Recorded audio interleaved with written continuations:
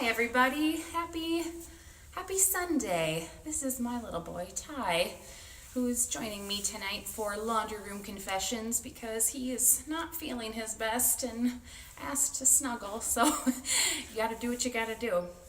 We had a fever yesterday, and so we went to urgent care, and he has strep throat and sinus infection. When Ty gets sick, he does not just get a little bit sick, he goes big. So we're home snuggling, watching movies today, but I wanted to still connect with you guys and do some laundry room confessions.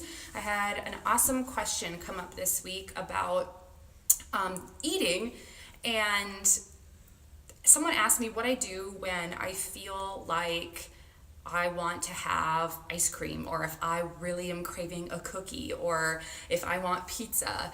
And I kind of laughed at first because I think they expected me to say that I just don't eat those things ever.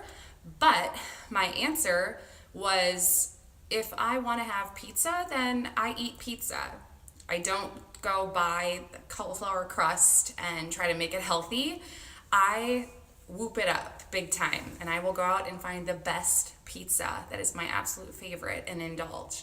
If I want ice cream, then we go get ice cream. Ty and I love Milk Jam Creamery. If you're in the Twin Cities and you haven't been, you absolutely should go. We will often just go on an ice cream date, or if I want to have a burger, then we're definitely going to Red Cow and getting a burger.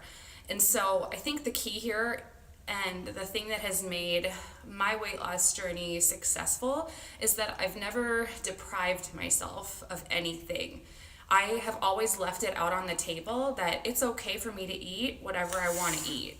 If I feel deprived, then the only thing that I can think about is eating the things that I'm not supposed to have, or that seem off limits. And I think that's why most diets don't work, is because immediately they tell you, do not eat this, that, or the other, and when you feel like you can't have them, that's all you want. And when you do have exposure to those foods, I know for myself, that has always been like the last supper then, because it feels like you're never going to eat those things again, or it's not going to happen for a really long time. And so instead of eating an ice cream cone, I would eat a half gallon, I kid you not, of ice cream in one sitting, because it felt like I was never going to get it again. And so now my approach is, it's always acceptable for me to eat those things. And instead of depriving myself, I just choose not to eat them most of the time. And another piece of all that is, things like holidays or parties, and especially around Christmas time, I have been successful at not going crazy because I don't eat everything. I will pick one or two things that I just love, and I'm like, I have to have this. Like Thanksgiving, for example, my mom makes caramel apple cheesecake bars. Hi, Mom. They're the bomb, and they are ridiculous.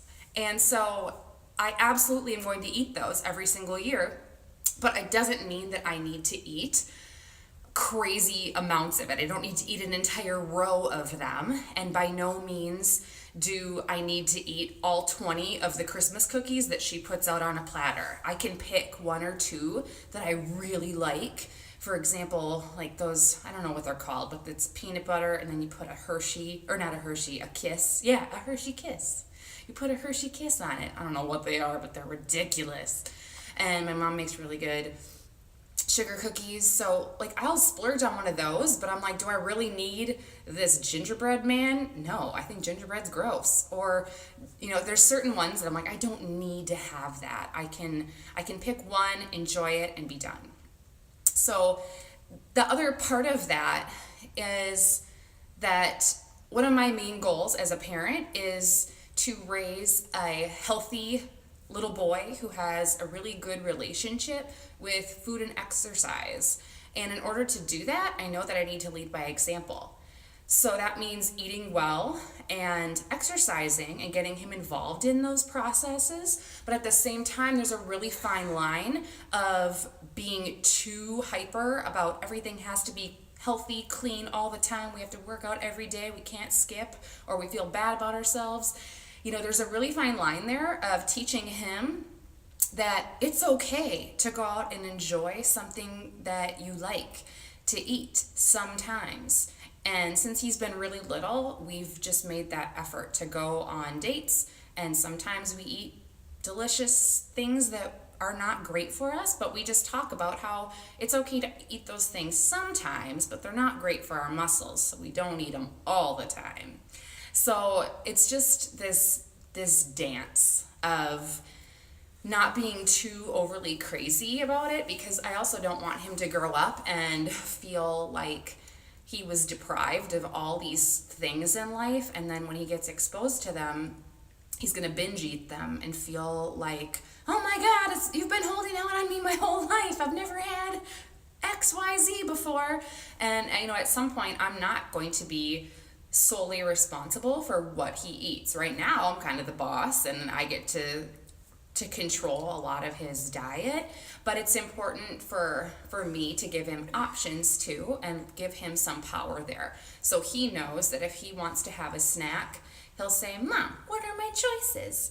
And then I have the power to say, well, you can either have a yogurt right now, or you can have sugar snap peas and hummus, or you can have, what else? I tell you, protein bars sometimes, or you can have an apple and peanut butter. So he's got choices, and then I'm good with all of them. And so it doesn't matter to me what he picks, but it gives him that ownership too of being like, hey, I want to eat this. So it's not always me telling him what to do. And getting him involved in the process has been huge and makes him really excited to eat healthy food and try new things if he's a part of the process. So when it's nice out, obviously we're in Minnesota, so it's not exactly farmer's market weather at the moment, but we're getting there.